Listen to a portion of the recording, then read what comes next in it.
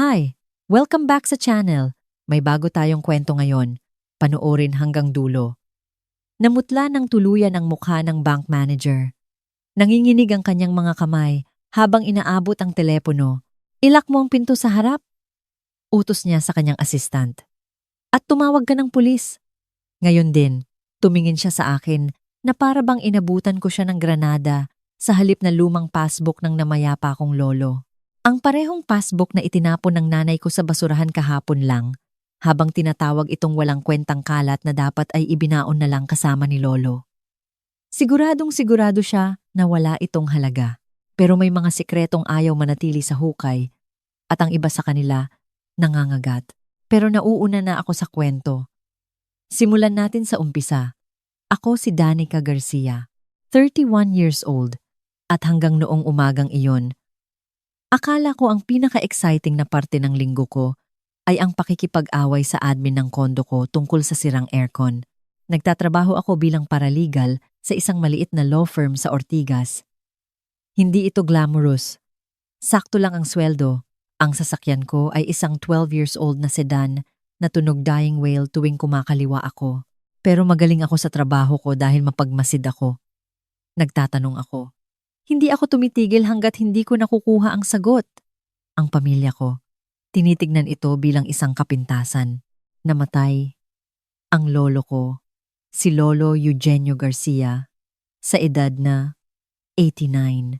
Nakatira siya sa isang lumang bahay sa Batangas, mga 2 oras mula sa Maynila.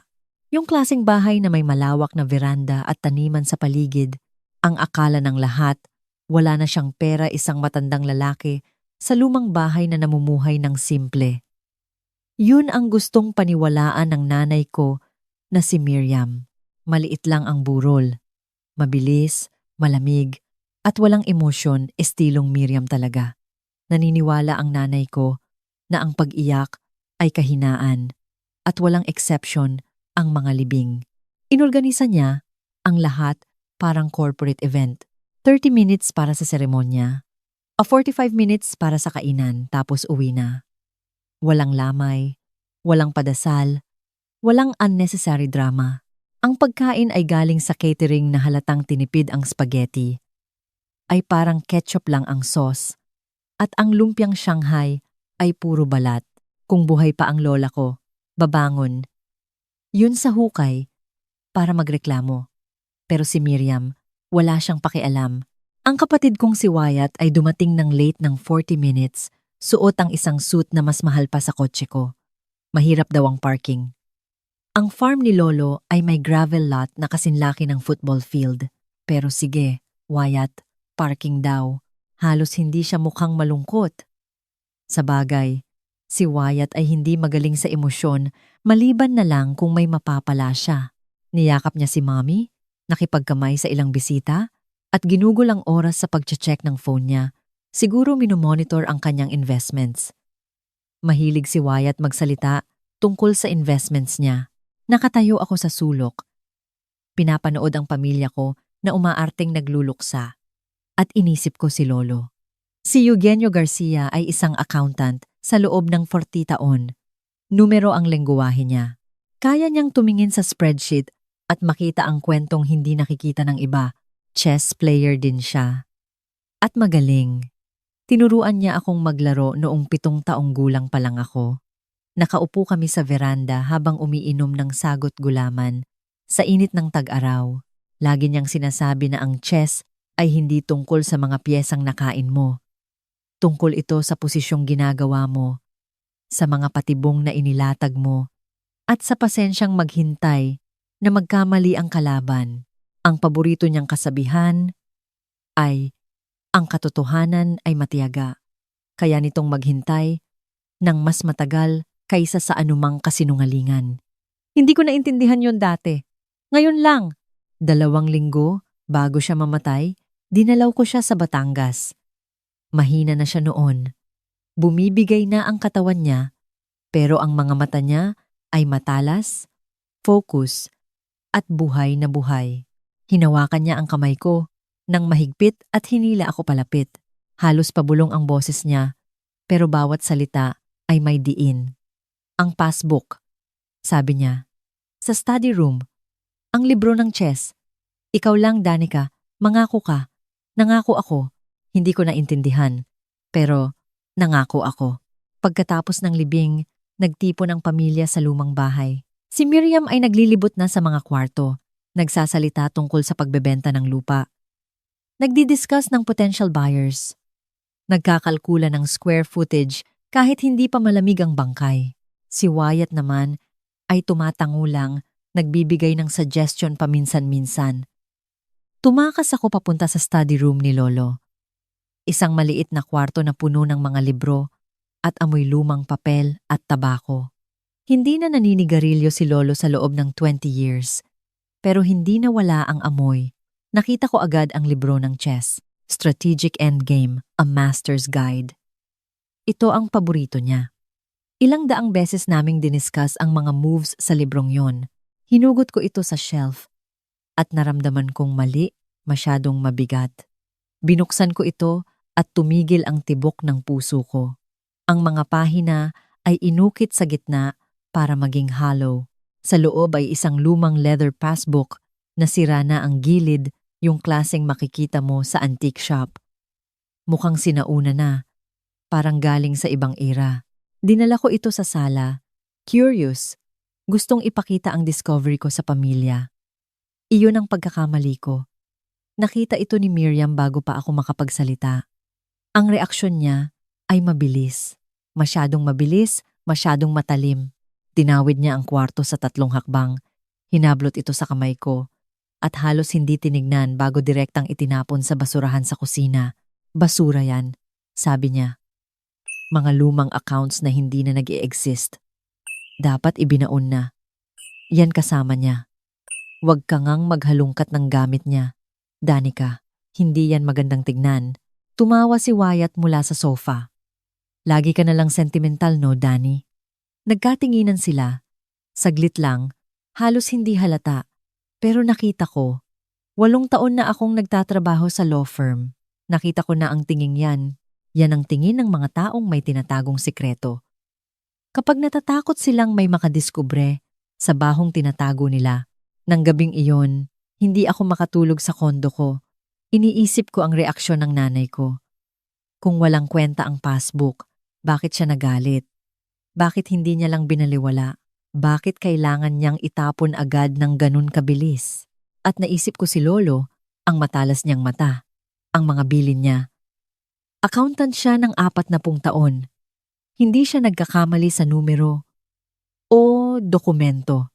Kung tinago niya ang passbook sa chessbook at sa akin lang sinabi, may dahilan. Ang mga tao ay nagagalit lang kapag may tinatago sila.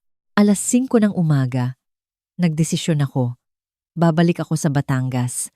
Nasa basurahan pa ang passbook na yon at aalamin ko kung bakit gustong-gusto ng nanay ko na ibaon ito sa limot. Bago tayo magpatuloy, please subscribe at sabihin nyo sa comments kung taga saan kayo at anong oras na dyan sa inyo. Binabasa ko lahat. Salamat sa suporta. Ang biyahe pabalik sa farm ay inabot ng 2 oras bago sumikat ang araw. Pinatay ko ang radyo. Kailangan kong mag-isip. Si Lolo ay maraming katangian. Matiyaga, organisado, strategic. Naglaro siya ng chess na parang nakikita niya ang 15 moves ahead. Hindi siya gumagawa ng bagay nang walang dahilan. Hindi siya magtatago ng passbook sa inukit na libro at bubulong ng cryptic instructions kung walang rason. At ang nanay ko ay hindi nagtatapon ng gamit nang may ganong agresyon maliban na lang kung natatakot siya. Dumating ako sa farm habang nagsisimula ng lumiwanag ang langit. Walang ibang kotse, walang tao. Perfect. Pinasok ko ang sarili gamit ang spare key na tinatago ni Lolo sa ilalim ng paso sa may hagdan. Tahimik ang bahay. Dumiretso ako sa kusina. Ang basurahan ay nasa pwesto pa rin ito. Inilabas ko ang garbage bag. Inilapag sa sahig. At nagsimulang maghalungkat. Heto ako. May college degree, nakalubog ang siko sa basura, 5:30 ng umaga, parang pusa na naka-business casual. Magiging proud si Lolo. Ang therapist ko naman ay siguradong maraming tanong. Nasa ilalim ang passbook, natabunan ng coffee grounds, ng kapeng barako at maruruming tissue mula sa reception. Hinugot ko ito, pinunasan gamit ang manggas ko, at sinuri ng maayos sa unang pagkakataon. Ang leather cover ay luma na. Pero nang buksan ko, may kakaiba. Ang account number sa loob ay hindi tugma sa makalumang itsura nito. Mali ang format. Masyadong maraming digits, masyadong moderno, at nakita ko ang note. Nakaipit sa spine ng passbook, nakatupi ng maliit, ang sulat kamay ni Lolo. Account number 774-12289. Hindi nila alam ang tungkol dito. Hingin mo ang full history. Huwag kang magtitiwala. Kahit kanino. Sa pamilya. Ikaw lang, Danica. Binasa ko ito ng 3 beses. Hindi nila alam. Ibig sabihin si Miriam. Ibig sabihin si Wyatt. May tinago si Lolo sa sarili niyang pamilya. At ako lang ang pinagkatiwalaan niya. Kinunan ko ng litrato ang lahat. Ang passbook, ang note, ang account number. In-upload ko agad sa cloud storage. Ang pagtatrabaho sa law firm ay nagturo sa akin ng habits. Ang dokumento ay pwedeng sirain. Ang files ay pwedeng mawala. Pero ang digital backups ay forever. Nagmaneho ako pauwi dala ang passbook at ang mga tanong sa isip ko. Ang unang tawag ay dumating ng 10 ng umaga. Si Miriam, ang boses niya ay malambing, concerned, parang ulirang inalahat ng bagay na hindi naman talaga siya. Just checking on you after yesterday, sabi niya. Ang bigat ng araw na yon. Para sa atin, naghintay ako. Alam kong may kasunod pa. Wala ka namang kinuha sa farmhouse, di ba? Lahat kasi, yun ay pag-aari na ng estate ngayon. Kailangan nating inventory ng maayos bago ibenta. Nagsinungaling ako ng swabe. Isang libro lang ng chess ni Lolo. For memories. Tumahimik sa kabilang linya. Naririnig ko ang utak niya na nagkakalkula. Tapos, nag-relax ang boses niya. Good. Sige, okay lang yan. Pero, huwag ka nang maghahalungkat ng gamit niya, Danica. May mga bagay na mas mabuting iwanan na lang. Hindi maayos ang lolo mo. Wala na siya sa sarili nitong mga huling taon. Hindi na niya alam kung ano ang totoo at hindi. Wala akong sinabi. Pero sa loob-loob ko, sumisigaw ako. 2 linggo na ang nakararaan. Tinignan ako ni Lolo sa mata at binigyan ng specific instructions. Ang passbook, ang chessbook, ako lang. Hindi yon ulyanin. Yun ay taong may plano. Alam niya ang ginagawa niya. Ang ikalawang tawag ay dumating ng 7 ng gabi. Si Wyatt, ang kapatid ko na hindi ako kusang tinatawagan sa loob ng 6 na buwan, biglang gustong makipagtsikahan. Ang pagtawag ng kapatid ko para kumustahin ako ay kasi natural ng pusa na nag-aalok mag-file ng taxes mo. Hey Danny, sabi niya, masyadong casual, masyadong friendly.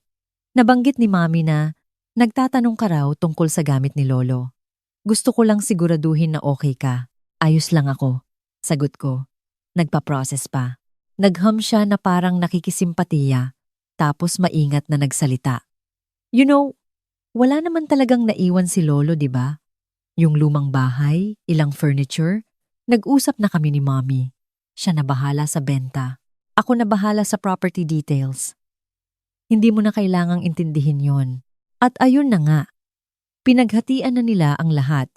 Kay Miriam ang pera. Kay Wyatt ang lupa. Kay Danica, wala. Ang akala nila, tatanggapin ko na lang. Ang akala nila, hindi ako magtatanong. Ang huling sabi niya, hayaan mo na lang, Danny. Alam mo naman si Mommy. It's not worth the fight. Pagkababa ko ng telepono, umupo ako sa kondo ko at inisip ang timing. Tumawag si Miriam ng 10:00. Tumawag si Wyatt ng 7:00. 9 na oras ang pagitan. Parang coordinated. Parang tinitignan nila kung ano ang alam ko. Sinisigurado na pareho ang kwento nila. Takot sila sa isang bagay. Kaya ako nagre-record ng lahat. Bawat usapan, bawat petsa, bawat detalye, sa law firm, natutunan ko na ang alaala ay kumukupas, pero ang dokumento ay forever. Sinulat ko ang detalye ng parehong tawag. Oras, haba, eksaktong mga salita. Tinignan ko ulit ang passbook, ang note ni Lolo, at ang account number na masyadong moderno. Bukas, magpa-file ako ng leave. Pupunta ako sa bangkong yun. Aalamin ko kung ano ang tinago ni Lolo. At kung ano man ang desperadong tinatago ng nanay ko, kakalad ka rin ko ito sa liwanag. Nag-leave ako sa trabaho.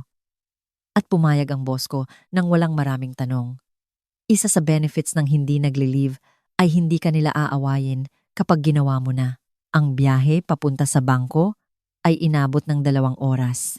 Ang First Regional Savings ay nabili na ng mas malaking bangko years ago, pero ang main branch ay nasa maliit na bayan pa rin ng Millbrook. Gawin nating parang Tanawan o Lipa area. Ito yung bayan na parang 1970s pa rin ang aura.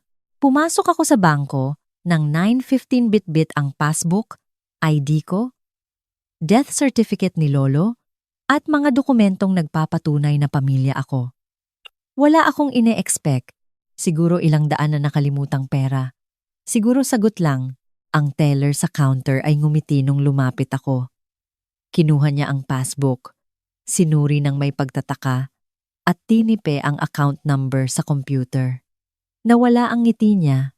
Nagpaalam siya sandali, tumawag sa likod, nagsalita ng pabulong. 20 minutes ang lumipas.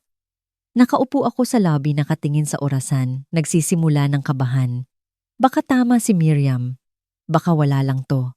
Baka nagmaneho ako ng 2 oras para sa wala. Sa tagal ko doon, nalaman ko na ang talambuhay ni Manong Guard na si Carl. Training daw siya para sa fun run. Pinagbawalan daw siya ng misis niya sa kanin. Tapos, isang lalaking nakamamahaling suit ang lumabas. Matangkad, may uban sa sentido, mukhang seryoso. Nagpakilala siya bilang Theodore Kaluwag, Regional Manager. Pinapunta niya ako sa private office niya. Nanginginig ng kaunti ang kamay niya nung kinuha ang passbook. Sinuri niya ito na parang sasabog anumang oras. Tapos, bumuntong hininga siya ng malalim. Miss Garcia, maingat niyang sabi. Ang account na ito ay naka-flag sa system namin. Naramdaman kong bumaliktad ang sikmura ko. Flagged? Hindi maganda ang ibig sabihin yan Pero nagpatuloy siya. Hindi dahil sa may ginawa kang masama, dahil sa history nito. Ipinaliwanag niya. Ang account ay hindi galing 1962, kahit ganun ang itsura ng passbook cover. Binuksan ito noong 2010. Sadyang ginamit ni Lolo ang lumang cover para itago ito. Isa itong savings instrument na may compound interest. Hindi ito ginalaw sa loob ng labang pata na taon. Ang kasalukuyang balanse ay nagsulat siya ng numero sa papel at inilapit sa akin. 107,391,600 pesos. Converted roughly from $2M to PHP context. Nung nakita ko ang numero, napasinghap ako na parang naupuan ko yung pusa. Halu-halong gulat, kaba, at gustong mahimatay. Higit 100,000,000 ang lolo ko, na akala ng lahat ay walang pera. Pero hindi masaya si Mr. Kaluwag, mas nag-aalala ang mukha niya. May isa pa, sabi niya. Noong 2015, may sumubok na i-access ang account na ito. May dala silang power of attorney documents para kay Eugenio Garcia. May pirma na mukhang kay Eugenio para i-authorize ang transfer, pero na-flag ng verification system namin ang inconsistencies. Hindi tugma ang pirma sa records namin. Denied ang access at nakalog ito sa security system. Nanuyo ang lalamunan ko. Tinignan ni Kaluag ang papel. Ang taong sumubok mag-access ay nakalista bilang Miriam Garcia. Tumigil siya. Kamag-anak mo ba siya? Nanay ko. Sinubukan ng nanay ko na nakawin ang perang ito 9 years ago. Nabigo siya. Pero sinubukan niya. Tumawag pa ng ibang tao si Kaluwag, isang babae mula sa security division at isang lawyer. Kumuha sila ng records mula sa archives at sa ibang bangko kung saan may account si Lolo. Ang lumabas na litrato ay nakakadurog ng puso. May pera si Lolo, malaking pera mana mula sa magulang niya noon pang 1995 na maingat na ininvest at lumago. Noong 2009, nang mamatay ang tatay ko at naging caretaker ni Lolo si Miriam, nakaipon na siya ng malaking halaga. Nahanap yon ni Miriam. At sa loob ng 5 taon, mula 2010 hanggang 2015, inubos niya ito transfer by transfer, withdrawal by withdrawal, gamit ang power of attorney at mga pirma na mukhang totoo, pero hindi. Ninakaw niya ang tinatayang 75 million pesos mula kay Lolo, pero accountant si Eugenio. Napansin niya. Hindi niya mapigilan si Miriam legally dahil kinumbinsi ng nanay ko ang korte na ulyanin na si Lolo o mentally incompetent. Hindi siya makapunta sa pulis dahil walang naniniwala sa isang nalilitong matanda kumpara sa kanyang mapag-arugang manugang. Trap siya. Kaya ginawa niya ang tanging magagawa niya. Tinago niya ang natitira. Noong 2010, nung na-realize niya ang nangyayari, patago niyang binuksan ang account na ito. Naglipat ng malaking halaga. Ginamit ang lumang passbook cover para itago at walang sinabihan. Ang account na ito ang lifeboat niya, ang insurance policy, ang huling tira sa chess game laban sa babaeng nagnakaw ng lahat sa kanya. Tumingin sa akin si Kaluwag ng may halong respeto. May isa ka pang dapat malaman, sabi niya. Noong 2019, nag-file ng formal complaint ang lolo mo sa fraud department namin. Sabi niya, ninanakawan siya ng manugang niya. Sabi niya walang maniniwala sa kanya dahil idineklara siyang mentally incompetent. Tumigil siya. Hindi kami makapag-proceed noon nang walang original account documentation. Walang patunay na may assets siya na hindi dapat galawin ni Miriam. Kung wala ito, itinaas niya ang passbook. Sinusubukang patunayan ng lolo mo na ninanakawan siya. At ngayon, dinala mo sa amin ang ebidensya na hindi niya maipakita noong buhay pa siya. Nakaupo ako doon sa leather chair, hawak ang sikreto ng namayapa kong lolo. At sa wakas, naintindihan ko na. Hindi sumuko si Lolo Eugenio. Hindi siya nagpadala sa kalituhan o kawalan ng pag-asa. 9 na taon siyang bumuo ng kaso. Naghanda ng ebidensya at naghintay ng tamang pagkakataon. At iniwan niya ang susi sa nag-iisang taong pinagkakatiwalaan niyang tatapos ng sinimulan niya. Ako, inabot ni Kaluag ang telepono niya. Miss Garcia, sabi niya, kailangan ko nang kontakin ang security division namin at sa tingin ko, kailangan na rin nating ipaalam ito sa NBI. Ang account na ito ay ebidensya ng seryosong krimen sa pananalapi. Tumango ako ng dahan-dahan. Pumunta ako rito na walang ine-expect. Siguro ilang daang piso. Siguro closure. Sa halip, nakahanap ako ng mahigit 100 million pesos at patunay na magnanakaw ang nanay ko. At sa kung saan man, sigurado akong nakangiti ang lolo ko kung kasama ko pa rin kayo sa journey na to. Gusto ko lang magpasalamat mula sa puso ko. Please hit that subscribe button kung hindi nyo pa nagagawa. Napakalaking bagay ng suporta nyo. At pangako, padating pa lang ang pinakamagandang parte ng kwento. Dumating ang mga ahente mula sa NBI Anti-Fraud Division sa loob ng 2 oras matapos tumawag si Theodore Kaluwag. 2 investigador, bitbit ang mga notebook at yung klaseng mukha na nagsasabing nakita na nila ang ganitong senaryo noon.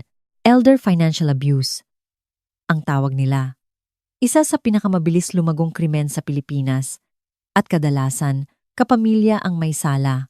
Ang lead investigator ay isang babaeng nagngangalang Agent Tabitha Joven. Nasa mid-40s, matalas ang mata, walang arte. 15 years na siya sa financial crimes. At may sinabi siya sa akin na tumatak sa isip ko. Nadudurog ang puso ko sa mga kasong ganito, sabi niya. Kasi trap ang mga biktima. Nakadepende sila sa mga taong nagnanakaw sa kanila. Mahal nila ang mga taong nananakit sa kanila. At kapag sinubukan nilang magsalita, walang naniniwala. Tinignan niya ang passbook sa kamay ko. Lumaban ang lolo mo sa tanging paraang alam niya. Gamit ang dokumentasyon, ebidensya, at pasensya. Mabilis na umusad ang investigasyon pagkatapos noon. Ibinigay ni Kaluwag ang records ng bangko. Ang attempt na pag-access noong 2015 ay detalyadong nakadocument. Ang pineking pirma, ang fraudulent na power of attorney, ang security flags na pumigil sa transfer. Nandoon ang lahat, preserbadong parang langaw na natrap sa amber. Pero simula pa lang yon. 3 araw matapos ang pagpunta ko sa bangko, nakatanggap ako ng tawag na nagpabago sa lahat. Ang boses sa kabilang linya ay matanda na pero matatag. Nagpakilala siya bilang Attorney Lawrence Villamor, 75 years old, at kaibigan ni Lolo Eugenio. Sa loob ng mahigit 80 taon, may specific na bilin ang lolo mo, sabi niya. Kapag namatay siya, ikaw ang kokontakin ko. Ikaw lang. Wala nang iba sa pamilya. Napakalinaw niya tungkol doon. Nagmaneho ako papunta sa opisina niya. Nung hapong yon, maliit lang ang law firm niya sa tahimik na parte ng lungsod. Yung klaseng opisina na puro kahoy ang estante at may mga naka-frame na diploma na dekada na ang tanda. Sinalubong ako ni Attorney Villamor sa pinto. Matangkad siya, medyo kuba na dahil sa edad, pero mahigpit ang kamay at mabait ang mga mata. Kalaro ko sa chess si Eugenio sa loob ng 40 taon. Kwento niya. Siya ang pinakaorganisadong tao na nakilala ko. Nung lumapit siya sa akin noong 2020 at sinabi ang nangyayari, naniwala agad ako dahil hindi basta-basta nagbibintang si Eugenio at hindi siya lumalapit ng walang dala. Dinala niya ako sa opisina niya at inilapag ang isang makapal na folder sa mesa sa pagitan namin. 4 na taong binuo ng lolo mo ito, sabi niya. Alam niyang walang maniniwala sa kanya habang buhay siya, kaya naghanda siya para sa oras na wala na siya. Binuksan ko ang folder na nanginginig ang kamay. Nasa loob ang lahat. Kopya ng mga pineking dokumento, katabi ang halimbawa ng tunay na pirma ni lolo. Ang pagkakaiba ay banayad pero malinaw. Kapag alam mo kung ano ang hahanapin, makikita mong masyadong perpekto ang mga kurba. Masyadong pantay ang diin. Bakat lang ang ginawa ng nanay ko. Siguro mula sa mga dokumentong may access siya. At nagawa niya ng sapat para maloko ang karamihan. Pero hindi sapat para maloko ang verification system ng bangko. At hindi sapat para maloko ang isang accountant na 40 years naghahanap ng discrepancies. Nandoon ang mga bank statements, transaction records, at isang detalyadong log sa sulat kamay ni Lolo na nagdo-document ng bawat kahina-hinalang withdrawal, bawat transfer na hindi niya inauthorize, bawat kasinungalingan ng nanay ko para pagtakpan ang mga bakas niya. Petsa, halaga, account numbers, 4 na taon ng masusing dokumentasyon. At sa ilalim ng folder, sa isang selyadong envelope, ay isang notarized sworn statement o sinumpaang salaysay na may petsang 2022. Binasa ko ito ng dahan-dahan. Bawat salita ay parang boses ni Lolo na umaalingaw-ngaw sa isip ko. Inilarawan niya ang lahat. Kung paano kinuha ni Miriam ang kontrol sa pera niya matapos mamatay ang tatay ko noong 2009. Kung paano niya kinumbinsi ang mga doktor na may demensya siya kahit wala naman. Kung paano siya inihiwalay sa mundo, kinokontrol ang telepono, ang mga bisita, ang access sa impormasyon. Kung paano siya sistematikong ninakawan sa loob ng maraming taon habang nagpapanggap na mapag-arugang manugang. Ang huling mga salita niya sa statement ay parang suntok sa dibdib ko. Ako ay nasa tamang pag-iisip. Alam ko ang ginagawa ko. Iniiwan ko ang ebidensyang ito sa apo kong si Danica dahil siya lang ang gagawa ng tama. Siya lang ang laging nagtatanong ng mga bagay na kinatatakutang itanong ng iba. Nagtitiwala ako sa kanya. Natapusin ang hindi ko nagawa. Umiyak ako sa opisinang iyon. Hindi dahil sa lungkot, kundi dahil sa isang bagay na mahirap pangalanan. Pride siguro at awa para sa lahat ng taong ginugol niya ng mag-isa. Alam ang totoo, pero walang mapaniwala. Tinawagan ako ni Agent Joven kinabukasan na may dalang balita. At sa pagkakataong ito, hindi tungkol sa nanay ko. Sinundan namin ang money trail, sabi niya, kung saan napunta ang ninakaw na pondo. At may nakita kaming interesante tungkol sa kapatid mong si Wyatt, ang golden child na si Wyatt, kasama ang mamahalin niyang suits at nagyayabang na portfolio. At ang ere niya na mas magaling siya sa lahat. Hindi lang siya basta tumanggap ng pera mula sa nanay mo, patuloy ni Joven. Gumawa siya ng shell company, Garrett Holdings, LLC. Nakarehistro gamit ang middle name niya. Mahigit 30 milyon pesos ang nalaunder sa kumpanyang yon sa loob ng 5 taon. Hindi inosenteng benepisyaryo ang kapatid mo, Miss Garcia. Aktibo siyang kasabwat sa krimen, ang kapatid ko. Na tumawag para sabihing hayaan ko na lang. Ang kapatid ko.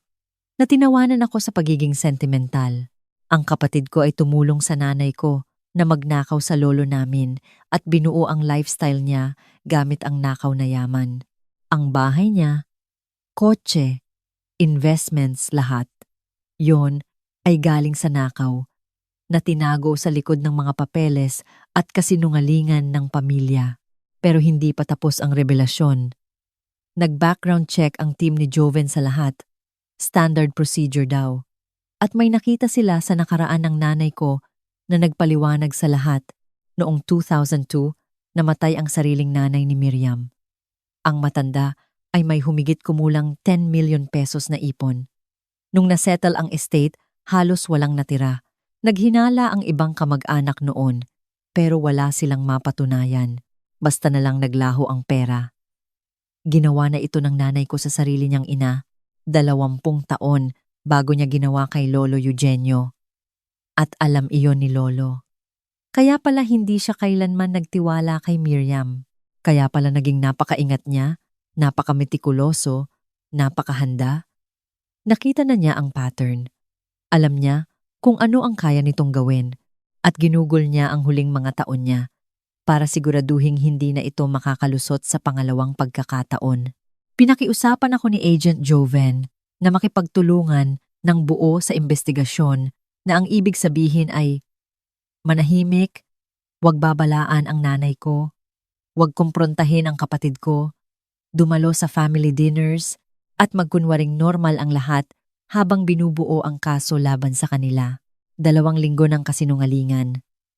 2 linggo ng pag-upo sa harap ng mga taong nagnakaw sa lolo ko.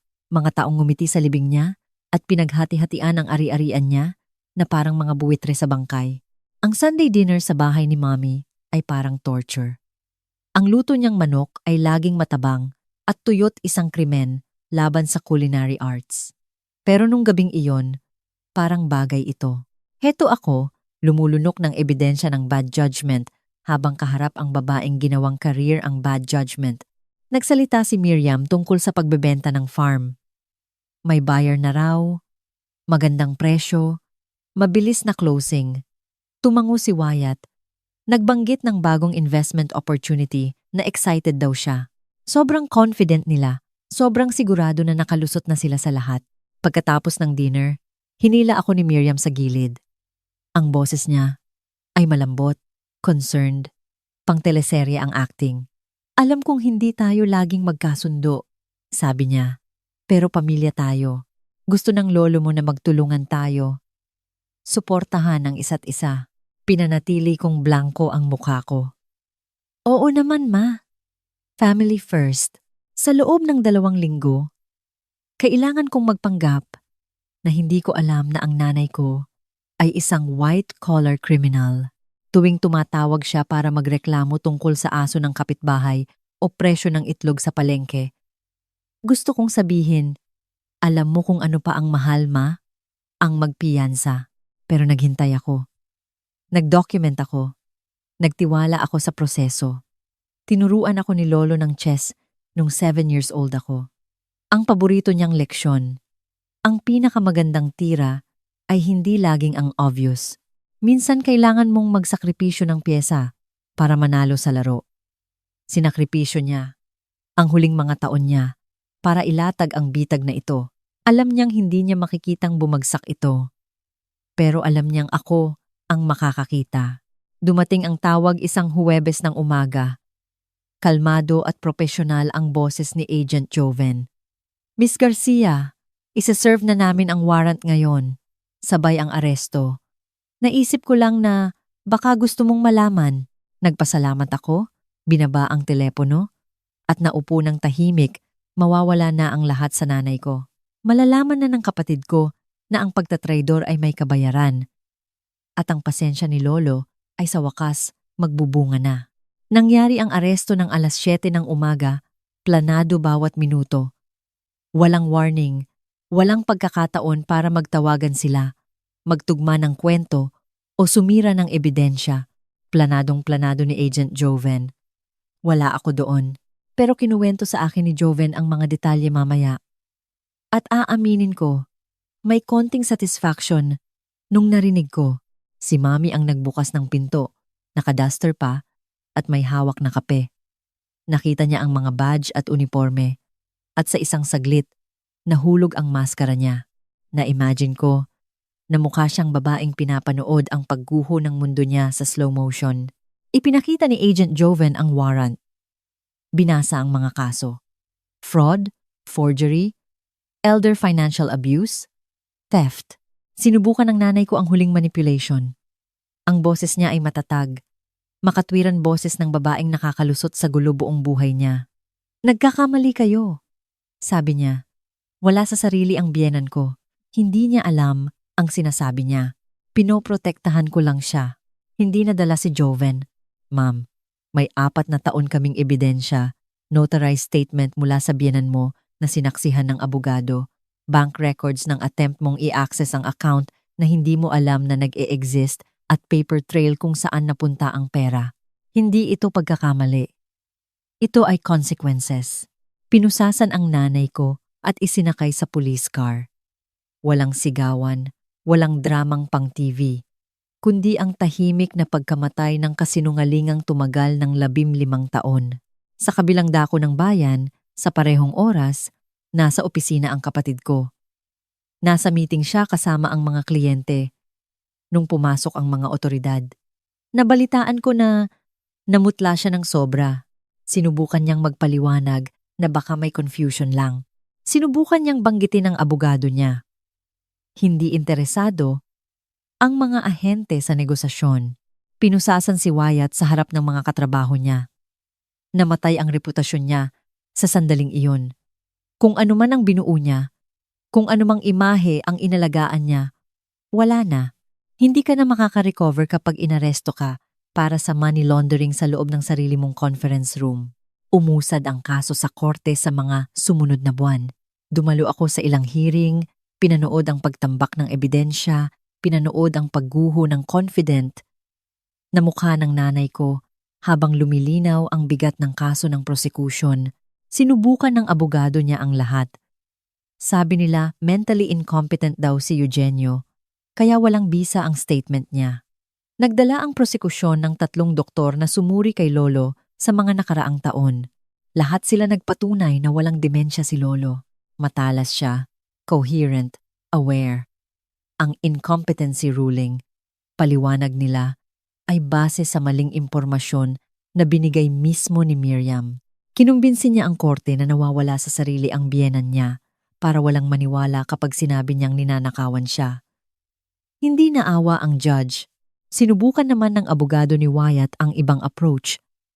Lumapit siya sa akin ng pribado na may offer. Testigo daw si Wyatt laban sa nanay namin, kapalit ng mas magaan na parusa. Sabi niya, na manipulate lang daw siya. Hindi niya alam ang buong scope. Biktima rin daw siya. Maingat na sinabi ng abogado ang mensahe ni Wyatt. Gusto ng kapatid mo na itama ang lahat. Willing siyang makipagtulungan ng buo. Pinag-isipan ko ito ng eksaktong 3 segundo. Sabihin mo sa kapatid ko na tinuruan ako ng lolo namin ng chess. Sabi ko. At sa chess, hindi ka nakikipagnegosasyon sa pawns. Hindi rin naman mahalaga. Hindi interesado ang mga prosecutor sa tulong ni Wyatt. Pinatunayan ng Shell Company na hindi lang siya basta tumatanggap ng biyaya. Gumawa siya ng corporate structures para magtago ng nakaw na yaman. Pumirma siya ng mga dokumento. Nag-transfer siya. Alam na alam niya kung saan galing ang pera at tumulong siyang itago ito. Walang deal, full charges, Ang sentencing hearing ay sa isang malamig na araw ng Pebrero, 3 buwan matapos ang aresto. Sa loob ng courtroom na puno ng wood paneling at may watawat ng Pilipinas sa likod ng judge. Bago basahin ang hatol, humiling ang prosecutor na basahin ang statement mula sa biktima mula kay Eugenio. Tumahimik ang buong korte habang binabasa ang mga salita niya ng malakas. Ninakaw ng manugang ko ang pera ko at ang dignidad ko. Kinumbinsi niya ang mundo na nawawala ako sa sarili habang inuubos niya ang ipon ko. Walang naniwala sa akin. Pero hindi ako nalilito. Alam ko kung ano ang ginagawa sa akin at nagiiwan ako ng record para balang araw. Lalabas ang katotohanan. Pinanood ko ang mukha ng nanay ko habang pinupuno ng mga salitang iyon ang kwarto. Nakatitig siya ng diretsyo, walang emosyon, pero nanginginig ang mga kamay niya. Si Wyatt naman, hindi makatingin sa akin. Mukha siyang lumiit. Wala na ang confident at matagumpay na kapatid na laging mababa ang tingin sa akin. Ang nasa pwesto niya ay isang lalaking tumaya sa kasinungalingan at natalo, ibinaba ng judge ang hatol. Miriam Garcia, 7 taon sa kulungan.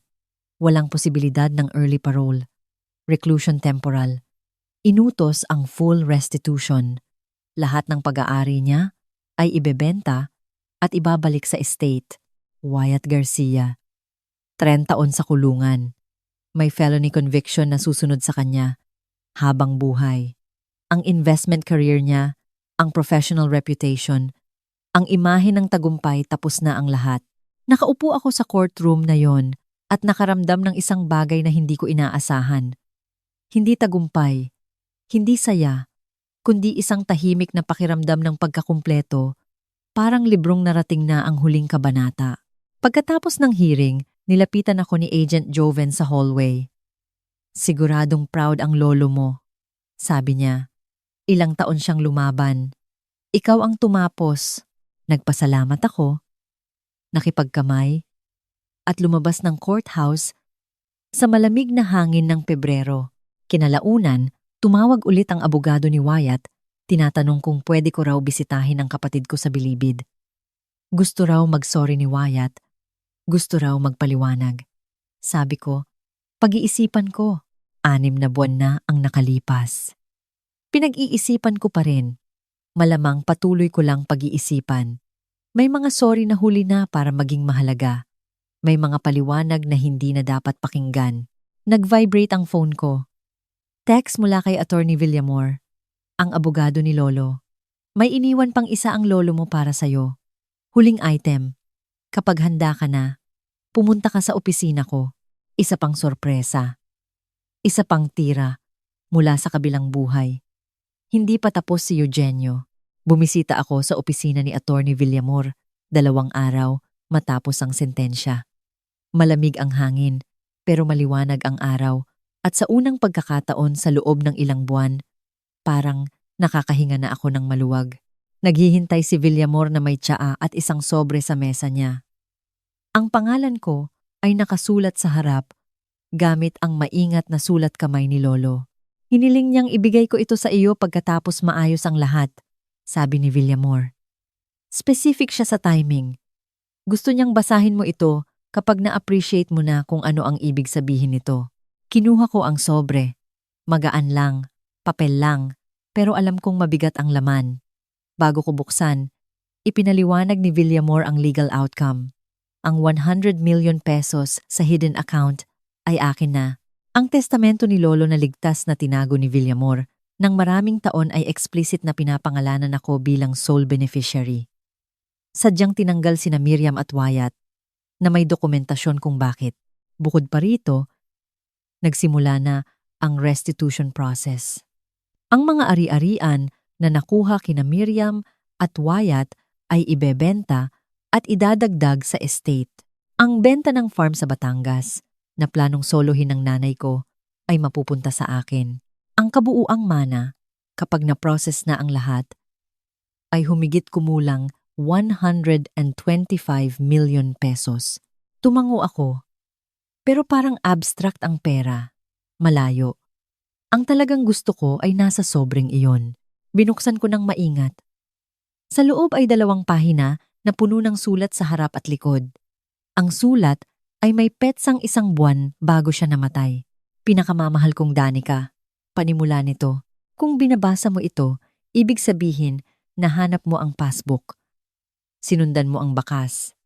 Ginawa mo ang alam kong gagawin mo. Gusto kong maintindihan mo kung bakit ikaw ang pinili ko. Ang kapatid mo ay laging anak ng nanay niya. Pinanood ko siyang lumaki. Natutunan ang values ni Miriam, mahilig sa shortcut.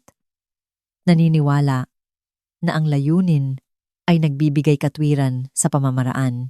Umasa ako na magbabago siya. Pero ang pag-asa ay hindi estratehiya. Alam ng isang accountant na hindi dapat magtiwala sa pag-asa. Hindi ako minahal ng nanay mo. Minahal niya kung ano ang nire-representa ko. Seguridad, respeto, access sa yaman na kaya niyang kontrolin. Nung namatay ang tatay mo, sumalangit nawa. Nakakita siya ng oportunidad, isang matandang may pera at walang poprotekta. Akala niya madali akong target. Mali siya. Alam ko ang ginagawa niya halos sa simula pa lang. Accountant ako, Danica. 40 taon akong nagtatrack ng numero, naghahanap ng mali, nag-identify ng fraud. Akala ba niya talaga? Hindi ko mapapansin na nawawala ang sarili kong pera. Pero natrap ako. Nasa kanya ang legal authority. Nakumbinsi niya ang lahat na nawawala ako sa sarili.